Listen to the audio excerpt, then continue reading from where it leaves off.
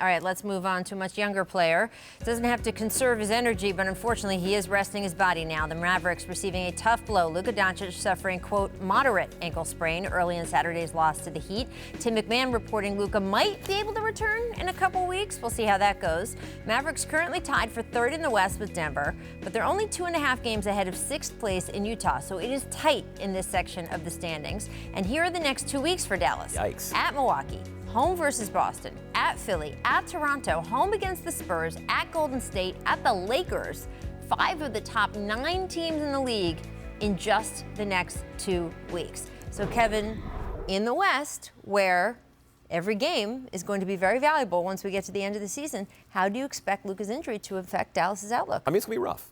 They are the number one offensive team, and they're not going to be the number one offensive team without Luka Doncic. Where they have to compensate is where they've been average, and that's defensively. They've got some good personnel there. They have Finney-Smith, Powell, but you're also going to be playing J.J. Barea a lot more. And J.J., bless his heart, a little bit of a defensive liability, not a guy you're going to be a top-ranked defense with at the point.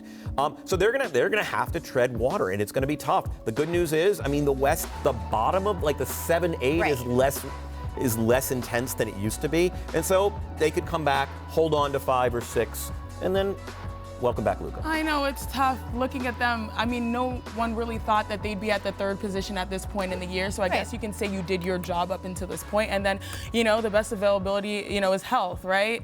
So for me, it's just really interesting because when I think about this Dallas team, this could be a blessing in disguise because Kristaps Porzingis sort of needs to find his alpha again. Right now, he's, I think, a career low in field goal percentage, a career low in 3-point field goal percentage. This might be the opportunity for him to find his game again. It takes you a while, myself, I know, coming back from injuries, it takes you a year, 2 years. Think about the Paul George timeline. Sure. And for him to find his game, this will be an opportunity for him to get his touches. I think he's shooting 3 less shots per game than his All-Star year. So this is a blessing in disguise. Maybe Kristaps will be that unicorn we've come to see. Reporters did ask him after the game if we were going to get Nick's KP back, basically. And his answer was very politic. He said, I'm just going to play within the team concept, whatever Rick Carlisle tells me.